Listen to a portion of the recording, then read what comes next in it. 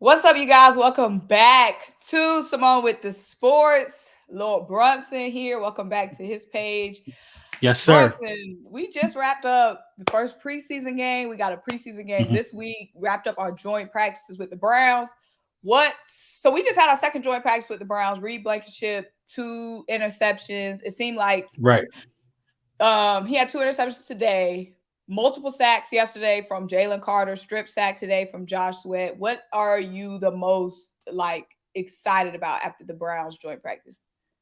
After the Browns joint practice, it got to be Jalen Carter. It's just so much. You know what I mean? You really can't be excited about one thing for real, for real. But if I had to say, it would have to probably be Jalen Carter. But Reed Blankenship is getting really, really close on that list of things that we all should be excited about because we got question marks at safety. And when you see what Reed Blankenship is doing, I think he picked Watson off a total of 3 times. So when Mm-hmm. you see stuff like that happening, man, and they already talk about Reed basically solidifying his position, you're like, all right, now we got a legitimate safety who could track the ball, who could be somewhat of a ball hawk for us. But then when you fast forward to Jalen Carter, he out there putting all pro tackles on their back pockets. He out there wreaking havoc. Dudes is trying to double team him. They trying to game plan against him. So it's definitely Jalen Carter for me, man. What about you? From the joint practice, I think based off the joint practice, like the thing I'm most excited about is Reed Blankenship because Mm. Reed Blankenship going into the season, I wasn't sure what to expect because he came in mid-season. We had a really, I mean, we got a good defense this year, but we had a really good defense last year, especially for like a safety with the defensive line, all that pressure we were getting up front. I didn't know like maybe Reed was catching lightning in a bottle. Will he be able to translate it to this season after the off season? Will guys, have film on him and be able to, exploit parts of his game? But seeing that Reed got even better than last season, like especially at this joint practice, because it's one thing to go up against your own players. You know their tendencies by now. He's been with the team all last season. But to see him go up against the Browns, a new team, a team he hasn't played before, a quarterback he hasn't played before, and putting up a performance like that is definitely Ed Reed Blankenship. It's definitely, yeah. And you can't put a slight on what he's doing for real, for real. And then you see in the preseason game a safety leading the team in tackles, one of the guys we drafted in Sidney Brown. So like everything is looking up for the safety position. Even Kavon Wallace, they talked about Kavon Wallace today being extra physical. I think Right. one of the Browns officials or somebody that in the Browns organization had to scream at the team like, "Yo, somebody do something about 42." That's Kavon Wallace. He out there being super physical. So I mean, these guys out here looking real hungry, man. They looking hungry, man. And it's almost unfair to pick just two people because Right. our seventh round pick, you know what I mean? I know I'm about to butcher his name. Morrow. That guy was phenomenal. Ajo. Right. He was phenomenal in our preseason debut as well. Um, a lot of guys showed up. I like Swift. You know what I mean? Swift is showing bursts. He's showing quickness. He's showing the ability to finish runs. Penny is also showing that he could be like a thumper, but then Gainwell is getting the number one carries. So everybody seems to be doing their part and coming together to make this, one of those seasons that we had last year for sure. I think we already knew we had the talent, so we knew guys were going to flash here and there. But this is really shaping out to me to possibly being the best draft class in Eagles history. You know what I mean? In terms of production from when you got drafted to training camp. Now we know we got to see regular season stats, but I don't know if I ever seen this many rookies flash at one time. Like Sidney Right. Brown is flashing, Carter's flashing, Nolan Smith is flashing, the seventh round pick is flashing. You know Right. what I mean? Everybody, Tyler Steen was also showing that he could be a bully, you know what I mean, that first preseason game as well. So all signs are pointing to these guys contributing as soon as they touch on the field. So I got some specific questions for you. It's not going to be one of those, oh, what surprised you the most type deal. Mm-hmm. So I'm going to get into my specific questions, but I just wanted to say real quick, because you talking about the draft class and Right. y'all was really on here talking about drafting a running back. Like that's what I'm not going to let go because they were going to war over Bajan, Right. going to Right. war over Bajan. And y'all see You what know, we got in Jalen Carter. Like Hassan Reddick literally said yesterday, he sees Hargrave in Jalen Carter. Like he already right. sees how Jalen Carter is going to fill that Hargrave void. And for him to say that, like, y'all really wanted us to draft a running back. Look what DeAndre Swift is doing on the cheap. Look at on the that. cheap, That's what I'm playing saying. for his life. Like we kept saying, we don't need a once in a lifetime running back. Like, I'm just so glad we did not draft a running back. That's all I'm saying. And and a part of that though is like we got to be smarter about that though, because like you got to know your team. We just ain't doing that. We building the trenches. There's no way in the world you thought that we was gonna waste the 10th pick in this year's draft on a running back anyway. It don't make no sense. My guy Stackhouse, what up? You know what I mean? It just don't make no sense. So just not happening. But yeah, what's your questions? I'm saying, because I'm just saying, because I had to go to war, and I know you did too. Yeah. For like 2 months. Right. Down on that Bijan boo. Like, you know what I mean?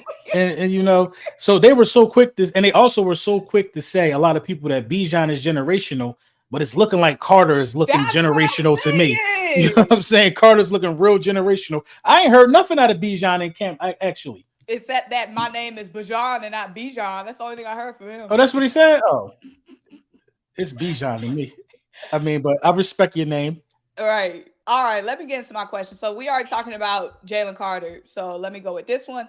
So when the first depth chart came out, Jordan Davis was ahead of Jalen Carter. Do you see Jalen Carter and Fletcher being the starters when the season starts?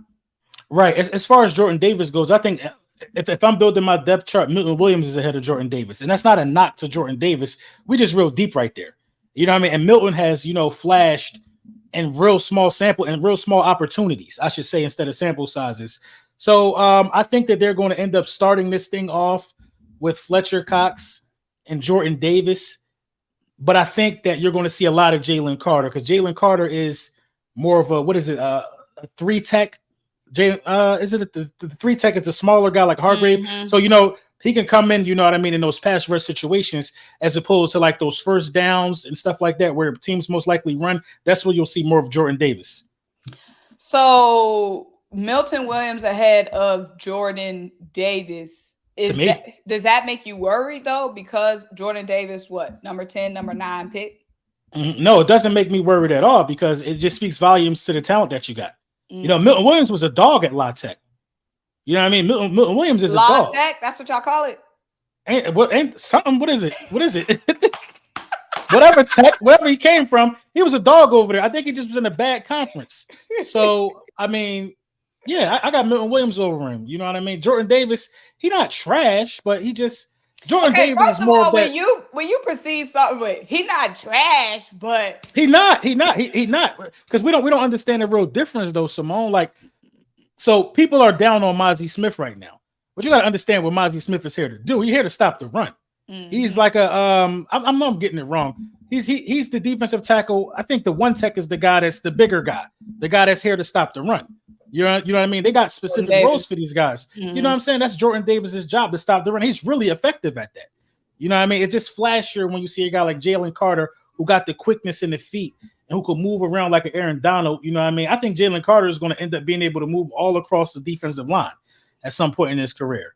You know what I mean? He's just that fast and explosive. So I think Milton Williams is ahead of him, because Milton Williams could also come off the edge.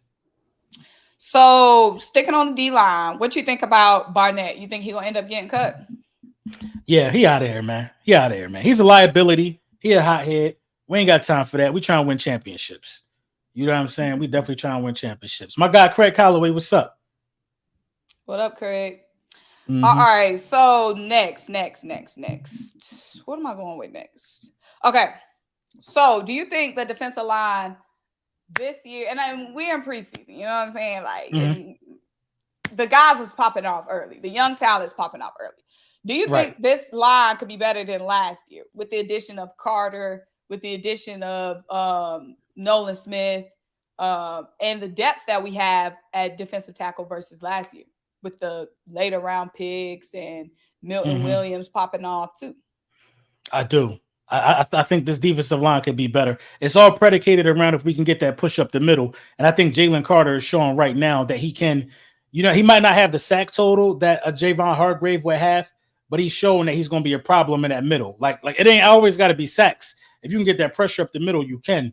Robert Quinn didn't give us anything. Nolan Smith is going to give us something. You see what I'm saying? So I think that kind of balances it. I think we can have like another 70 sack situation. Robert Quinn didn't gave us absolutely nothing. Right, and I was excited about that. Right. I was excited about him coming too. So moving on. Let's talk about the running back room. Mm-hmm. Do you think Penny, after his performance in the Ravens game, and then after, I know Trey Sermon didn't pop off in the Ravens game, but Nick Sirianni all offseason has been going on and on and on about Trey Sermon and what he's been seeing in Trey Sermon. Do you think there's a chance Penny is not on 53-man roster after what we saw? Penny got to make the roster. And me personally, I'm tired of hearing about Trey Sermon. You know what I mean? No disrespect to Trey Sermon, but when are you going to make the roster? When are you going to, you know what I mean? Like he's made the roster, but when are you going to get some playing time? Right. We keep talking about you in this light. Like, when are you going to beat somebody up for some playing time? I don't think he's better than Penny. I don't think he's better than Gainwell. He's not better than Boston Scott. You know what I mean? He's going to go back to the practice squad most likely. And I think Penny has to make this roster. It'll be criminal if he doesn't. Penny is a guy who shows patience behind this kind of good offensive line. Penny will be lethal in like that pin pull actions type of run style that we do. So I think it'll be criminal if Penny don't make it. So Boston Scott, because the running back room is crowded. It's very crowded. Do you think it's a chance Boston Scott don't make it? I don't think so. I think Boston Scott will make it for a number of reasons. I think he'll make it because he's a fan favorite. The giant killer Boston Scott thing, you know what I mean? We love that out here in Philly. Also, I think Boston Scott got some value. I think if you put Boston Scott at kick return and punt return and get Covey out of there, I think that would be a better fit for the Philadelphia Eagles. You know what I mean? I'm a firm believer. I actually got this from Trey Thomas when I had him on the show, that running backs make better punt returners. And when I thought about that, he was like, think about Reno Mahe. Those guys are short. Darren Sproles. Think about these guys in the punt return game because we get absolutely nothing out of Covey. I think we're misusing Boston Scott, actually. So D. Greg said, where's the best section sitting at the link overall? I've only been to the link once. So, Brunson, you got to answer. I've been everywhere, man. I've been in the box. I've been on the 50-yard line. The best section is whatever your money can afford, to be honest. I feel like it's going to be the 50-yard line in the middle. You know what I'm saying? It's going to be a party regardless. You know what I mean? I've been up top all the way up. You know what I mean? It's going to be a good one. So just go. I should be at that game too, D. Greg. Mm-hmm. I should be out there. I'm definitely trying to hit the Miami game. I got to hit one of them Kelly Green games, and it's looking like the Miami game. Right. But yeah, I can see how, people might think Boston Scott might get pushed up on, but like you said, Boston Scott is like that Greg Ward. Like, he is staple on the team. Like, so I don't see Boston Scott going anywhere. And I get what you're saying about Trey Sermon, but I feel like at the same time, like I said, Nick keeps singing his praises. Like, so let him come out there. Let him come out there and get a whole series to himself. Let us see it, because I ain't seen it. So who do you think is a surprise player that might not make the roster?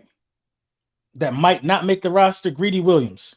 I was excited for him, you know what I mean? But you got guys like Eli Ricks getting pick sixes in preseason games.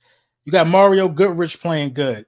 It was somebody else in the slot. Job is playing really, really well. The cornerbacks are coming out here to play, like undrafted talent. Greedy Williams was a guy, you know what I mean, in college. He had the cool name Greedy. It didn't really pan out in Cleveland, whatever the case may be. I just don't think Greedy makes it. You know what I mean? I think Josh Jobe, Eli Ricks, and a couple other guys got something to say about, those backup positions. Yeah, after signing Greedy, I'm gonna call him Greedy. After signing Greedy, I haven't heard anything from this whole offseason. We forgot we even signed Greedy Williams. But yeah, he's not. I'm surprised about Olamide. Like, I wasn't really expecting much from Greedy, just because of how thick the cornerback room is. I honestly forgot we even still had him when that preseason game came up. But I'm a little bit surprised by Olamide. I know he's hurt now, but I thought Olamide was going to come in and really push up for that Quez's spot because of what he was doing with the Falcons. Right, and this is the thing, though. Like, he's better than Quez. I think Quez is just having a better camp. You know what I mean? Quez been in the system. Quez got the advantage. Right. Oz is better, in my opinion. You know what I mean? Definitely better. That's why I'm so surprised. He's better. So I'm not surprised. I think that the Philadelphia Eagles are real family oriented in terms of, the players that's already on the roster. Like, it's Jalen Hurts' job and it's the wide receiver's job to uplift, you know what I mean, Quez. He been through the fire with them. You know what I mean? So of course they're gonna uplift him and give him more opportunities. You know what I mean? But at the same time, I think Oz is just more talented. If you want me to keep it 100, yeah. You know what I mean?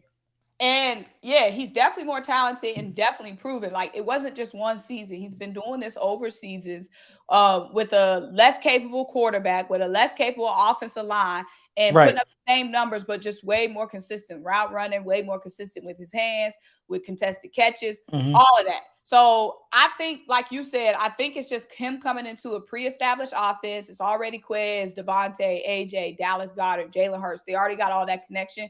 I think that's probably what it is. I think it's just Right. him not finding his footing so fast. I agree with that, and he's still going to make the roster. I think you got to carry him as a fourth wide receiver, Yeah. if anything. So back to the running back because I forgot to ask this one. So we were talking on Birds of Broad Street, and a couple of them were saying that they feel like we should go ahead and extend DeAndre Swift based Hmm. off what we've been seeing at camp and based off, him popping off, him showing off, maybe get ahead of an extension while he's still cheap. What you think about it? Um, it's not a bad idea, but I don't think Swift will take it. I think he'd rather bet on himself and see what's out there. You know what I mean? Because what if he signed that deal right now and go crazy?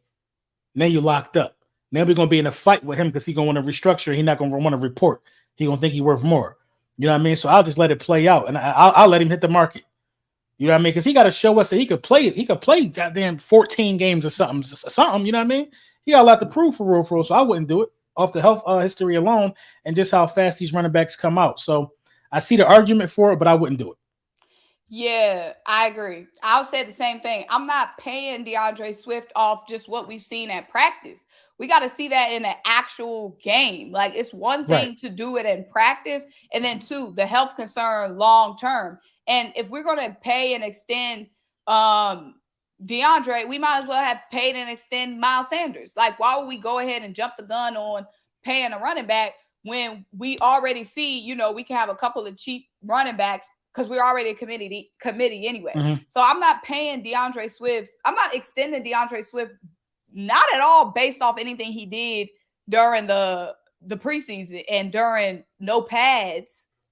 Right, but it's not based. He got a body of work on film Yeah, though. he got a body You of know what I work, mean? but like you said, the injury history. The injury history And will be and the main concern for me. and my whole thing is I'm not paying a running back, period. Miles Sanders had a body of work with us and we ain't pay him. So But why am I Miles Sanders can't catch. He can't yeah. catch. Swift can catch. Swift could get you 1,500 yards from scrimmage for real, for real. He can get you seven. Swift could really explode in this offense. You know what I mean? Like Miles Sanders, when he was on the field, we didn't really have an outlet for the running back. You know what I mean? To catch a pass. You know what I mean? Miles Sanders was just a test subject in the RPO game. Now, you know what I mean? If that running back don't get that ball, if it's Swift, he can go out for a pass, a quick, easy outlet, and can make people miss with his short area quickness. So I think he's definitely way more talented, or he got a deeper bag of tricks than Miles Sanders. But I'm still not doing it. The health is the major concern for me with that. So do you think that Kenny G and DeAndre Swift are gonna be like a balanced attack, splitting carries, or do you feel like DeAndre Swift pretty much gonna be taking them carries from Kenny because they're so similar with the pass catching and stuff? I think that it's going to be a running back by committee. I think Penny is going to get some of those yards as well. But this is where everybody has equal opportunity. All three running backs can run in the goal line. Miles Sanders didn't touch the ball down there last year. You know what I mean? When it was time to be in the red zone, they gave Kenny more opportunities down there, and Miles is a little bigger than Kenny. So I think it's going to be a running back by committee, but I think the passing game will benefit much more, and because you got Kenny and Swift who could catch. Also, Penny is a phenomenal blocker, so you really got a lot of different ways you could use these guys. So, quarterback. What you been Mm-hmm. thinking about Marcus Mariota? Because I feel like Marcus Mariota was supposed to come in because last season we saw how towards the end of the season, all that work we put in, all that work Jalen put in, and towards the end of the season, the number one seed was in the hands of Minshew. So I Mm-hmm. felt like it was just so important for us to go out there and get a real capable backup quarterback, which I thought Marcus Mariota was going to be, but I feel like he hasn't even really been proving himself as a backup quarterback. What's been your take on Mariota? So, but this is my thing with Mariota. Mariota was brought here. because you don't have to change the game plan if Jalen Hurts can't play. When Minshew came in against the Dallas Cowboys, he was a statue. You know what I mean? The RPO game was null and void. I just saw against the Ravens in training camp, well, in preseason week, the first preseason game, how he was able to open up a lane for Penny by just the threat of him keeping the ball and running, because Mariota can run. You know what I mean? Mariota got some wheels. So Mariota is here to make the defense still have to play honest and still have to conceal that edge. So Mariota got some value. And behind this starting offensive line, which he probably hasn't played that much behind, it'll be some opportunity for him to throw and complete some passes. And I think he's a little underrated there. I don't want Mariota. Mariota should never come into a game trying to throw 30 times, though. You know what I mean? We don't need that. So do you think there's any chance Tanner McKee, especially after his performance against the Ravens, and Nick Sirianni was talking about Tanner McKee today, just talking about mentally going through his progressions, the way he read the defense, really the poise that I saw from Tanner, I thought was really mature for somebody coming in, a rookie, a late round rookie. I think he was like 6th round pick coming into his first preseason game. Do you think there's any, but of course he doesn't have that mobility like Jalen Hurts and Marcus Mariota has. But do you think there's any chance that he could push up for QB2? Yeah. There's always a chance he could push up for QB2. Mariota won't be here next year, most likely. Wait, did Mariota get a multi-year deal, or he got like 1 year, like $8 million? 1 year, 5. Yeah. So Mariota most likely won't be here. So there's always opportunity for McKee. I don't. He's going to make the roster, whether it's practice squad or whatever the case may be. You talking about Tanner? Tanner, because he does some things well. Like rookies usually don't throw with anticipation in their first, you know what I mean, preseason game. He was throwing guys open. You know what I mean? And that's really impressive. Right. And he's a big guy. He got a big arm. So yeah, I think he's going to make it. You know what I mean? But I don't think he's pushing for that second spot now. We paying old boy too much, Marcus Mariota. Yeah, and I feel like just even instantly, like that $5 million. I was just like, because at that time we was strapped for cash. Like when we paid him that $5 million, we was broke. I mean, we still broke. But I'm like, that just seemed like a lot to dish out for a backup quarterback, and especially one that we're not sure about. Like, I just feel like that's a lot of money tied up in Mariota and him still to be a question for quarterback too. But I definitely like what I saw from Tanner McKee. So we're going to have to see the next game. Mm-hmm. So what are you looking out for in this next preseason game against the Browns? Who do you think is like on the bubble and has to prove themselves against the Browns? Against the Browns, I'm looking to see more of Sidney Brown. You know what I mean? I want to see Sidney Brown, get some more playing time, because he was playing like his hair was on fire. He was all over the place. You know what I mean? That was really impressive because, we haven't really talked about him a lot in camp really shining. But when he saw a different jersey that didn't look like his, he was a different player against those guys. So I'm looking to see a lot from Sidney Brown. I'm looking to see some more of Tyler Steen. I want to see these guys continue to get reps and continue to get better. I'm always going to evaluate the linebackers and how they play. Nicholas Morrow was really, really good against the Ravens low-key. You know what I mean? Like, I'm looking at that. I'm always looking at Nakobe Dean because Nakobe Dean has a lot of responsibility this year.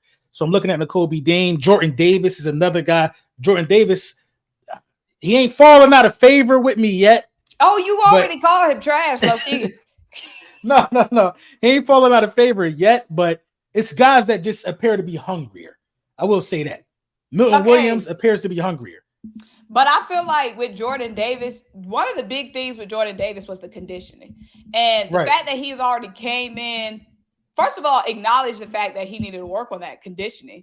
The fact that he's already came in more well-conditioned, like I feel like that's a big up on Jordan because I think that was one of his biggest flaws last season. Mm-hmm. And of course, I'm looking at Jalen Carter. I mean, I think Jalen Carter is, I ain't gonna lie, man. I think we got a generational talent on our hands at the defensive tackle position. Those guys usually take a little while to develop, but the stuff that he's doing right now is different. You know what I mean? It's different what he's doing right now. I mean, the guy looked up film to go against a backup against the Ravens to just make sure that he was going to just expose this dude. It's preseason. Nobody ain't doing that. But Jalen Carter, you know what I mean? And those are the guys that, end up being generational. So I'm always going to look at him. So do you think that we're going to see Nakobe Dean in this game? We have to. You absolutely have to see Nakobe Dean in this game because Christian Ellis is ahead of him You know what I mean? For real, to me, it's this camp. Morrow might even be ahead of him, but I know he was hurt. He didn't really play a lot. So that's why I got to get Nakobe Dean on the field. And I want to see some more Nolan Smith. I want to see how we're using these guys. I saw that, we had Bradbury in like a slot / linebacker position in some of the defensive sets. So it's like so much talent.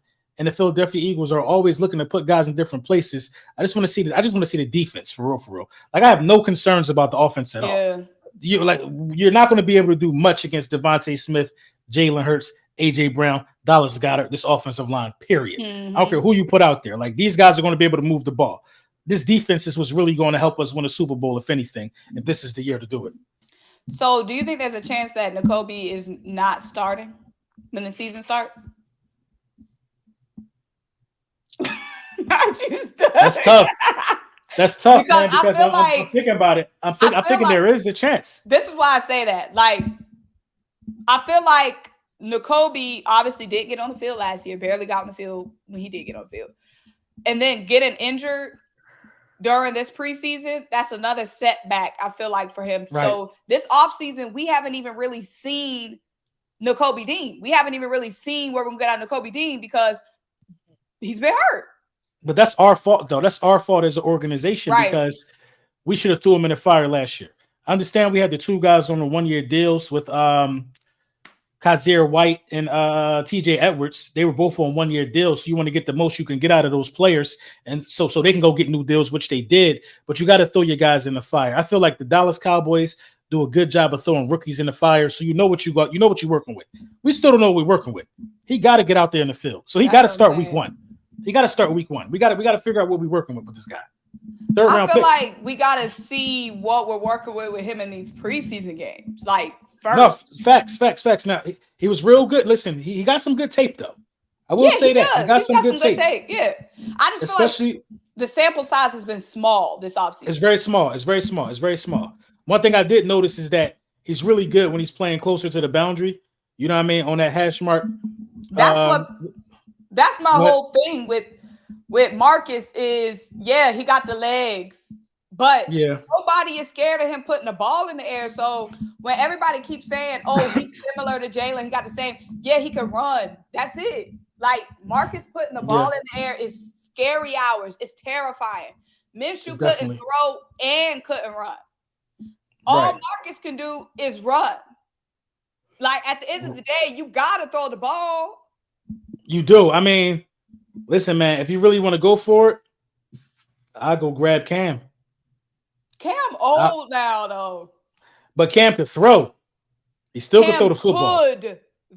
Could. I go get Cam. Cam is a better backup than Mariota.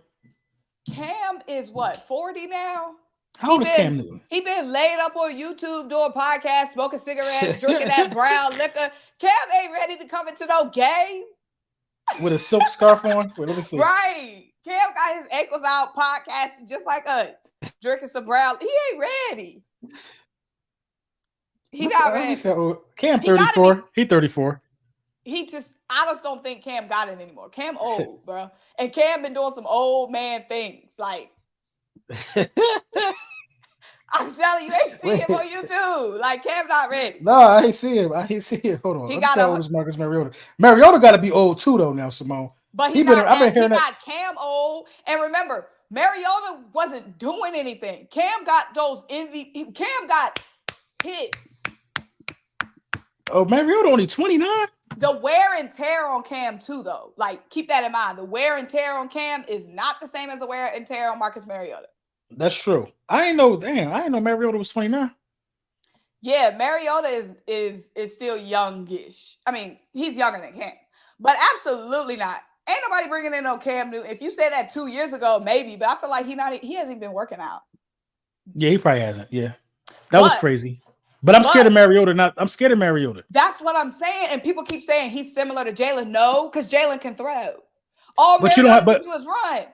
But you don't have to change the game plan, though. That's the big thing. Like Minshew's not a terrible thrower. You know what I mean? He just got a weak arm. He's not a terrible thrower. But that'll make you terrible. I mean, because Drew Brees had a weak arm later on, but I'm not going to even talk about this guy and Drew Brees in the same sense.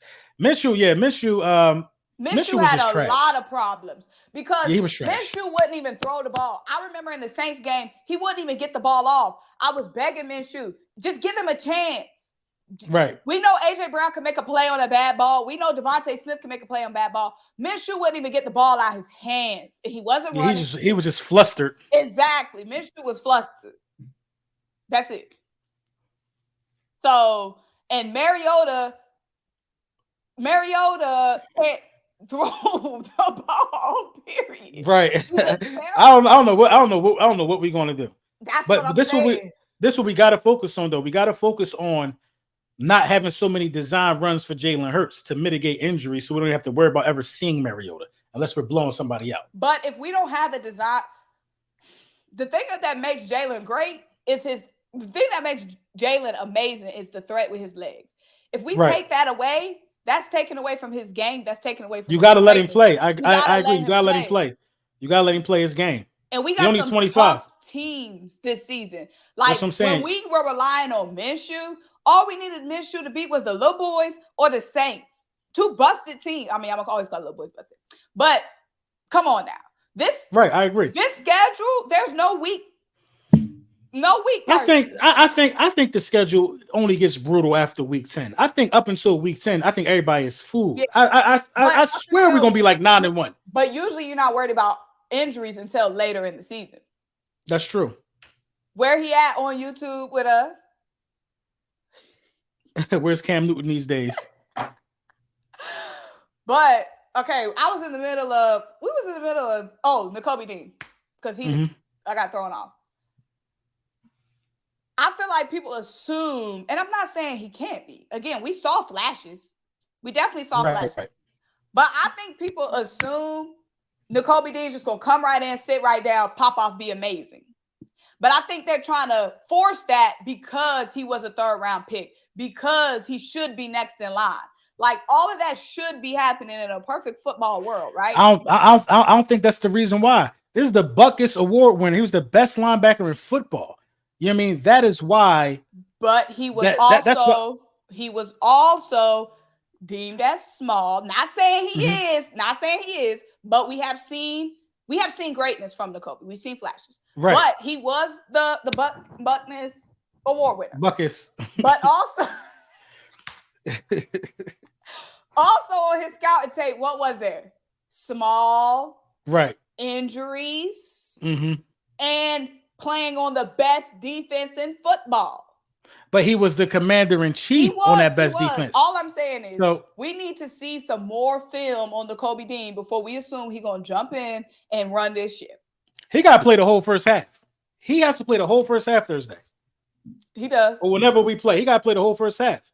He got to get out there, man. He got to knock the rust off because, you know what I mean, people looking up to him. Mm-hmm. Like Nolan Smith is like, I followed Nakobe Dean. You know what I'm saying? Like he got, you know what I mean? Nolan Smith will end up having his job if we don't put him out there. Yeah. So, that's all I'm saying. Nakobe Dean has to play this game and the last preseason game. We need to see as much as we can from Nakobe Dean before the season starts. That's all I'm saying.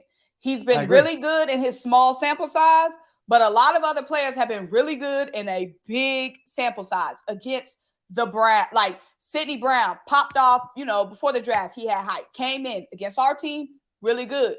In the preseason game, boom, good. Same with Jalen Carter against the Browns at joint practice, still looking good in all these different situations. We've only seen Nakobe Dean in a little small sample. And that's what I'm saying. Like, he probably on the best defense in football right now again. So just throw him out there. Throw him out there, man. You gotta throw him out there. So do you think? Okay, because like you said, Morrow had a good game last game, and he was starting to come on slow, and that could just be because he was with another team last year. It's going to take them a little while to adjust. What do you think about the linebackers now after seeing Morrow starting to catch on? Do you think we need to bring another linebacker in here, or you think we good? I think we good. I think we good because what's going to end up happening is Sean Desai is going to have so many packages that he's going to put guys in linebacker positions. You know what I mean? Like our cornerbacks are so good.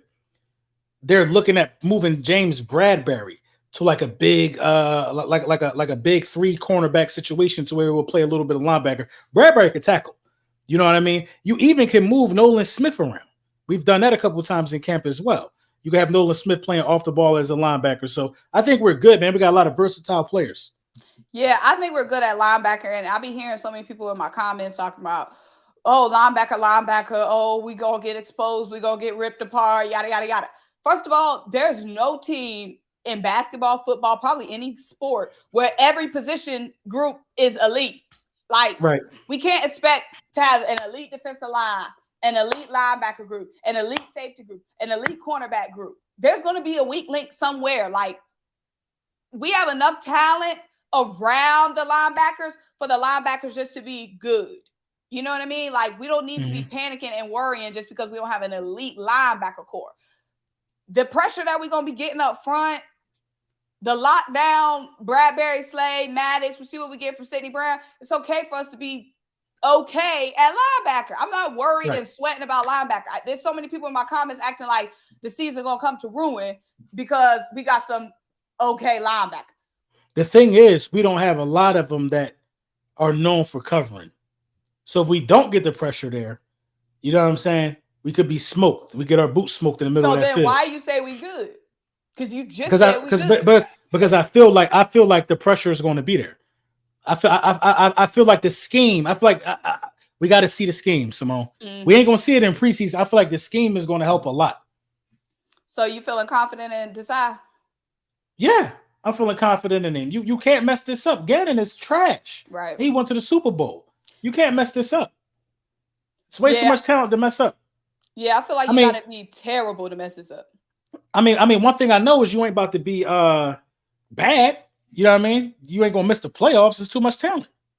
If everybody stay healthy, you're gonna be a good football team.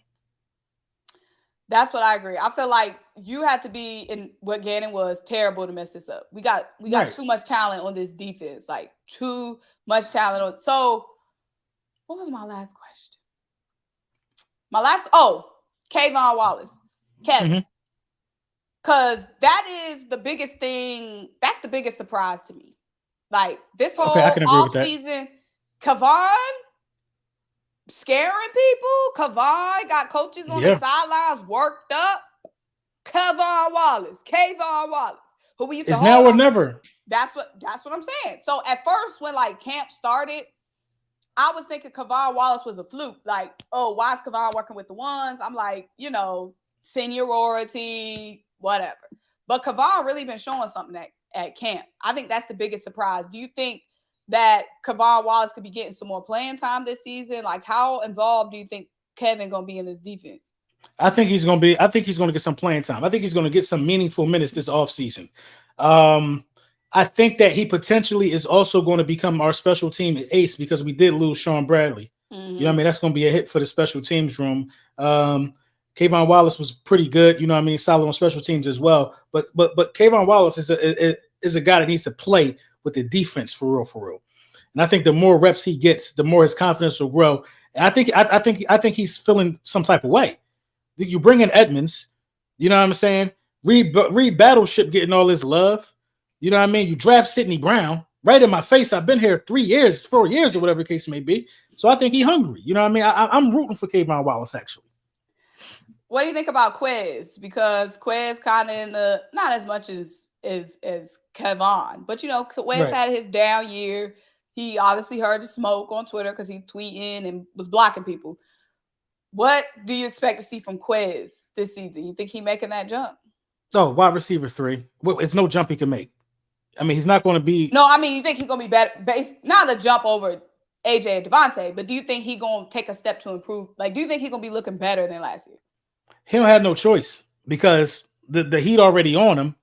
And if he screws up, they're going to be calling for Oz, who I believe is more talented anyway. You know what I mean? If Quez come out 2 weeks in a row and stink it up, he might be out of there. Agreed. Yeah, I'm definitely looking out for Olamide because, like I said, I've been talking about.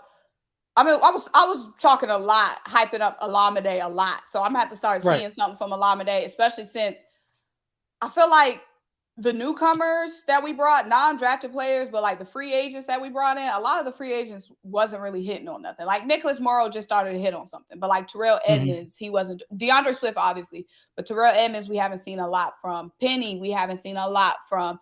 Justin Evans, hadn't seen a lot from. Nicholas Morrow just started to show us something.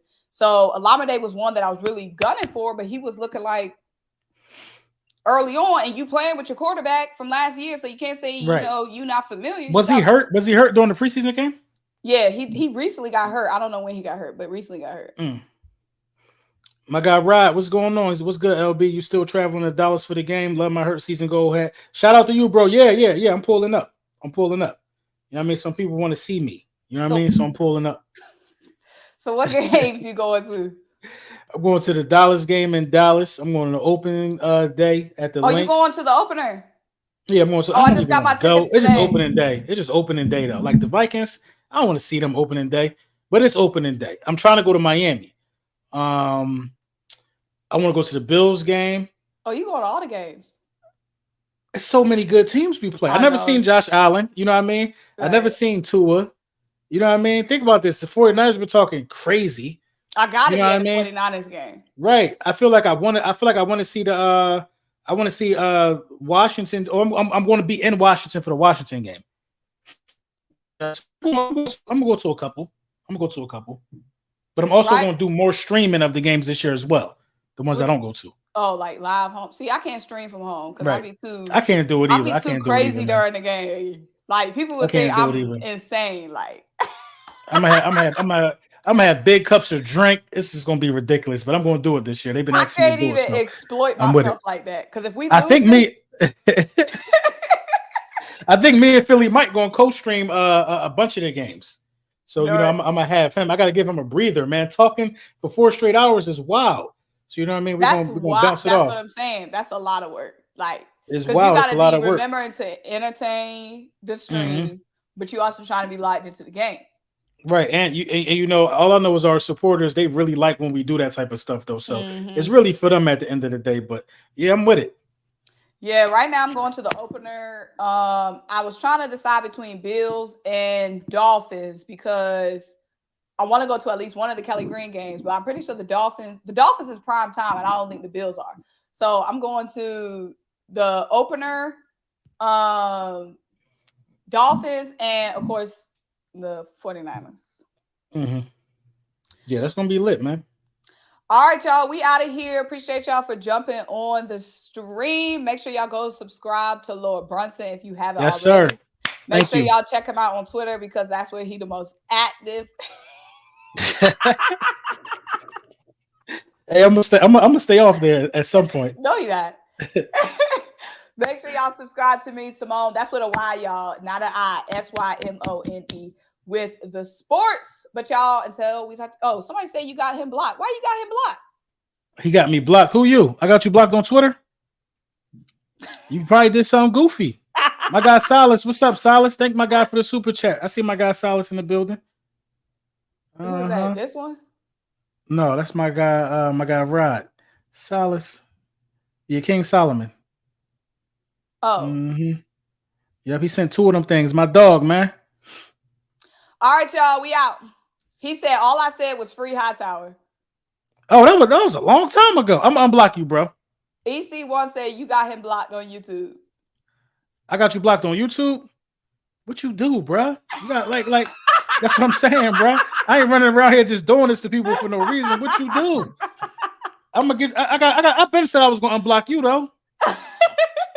And it probably wasn't me. Probably was the mods. It's the block list for me. All right, y'all. We out. All right.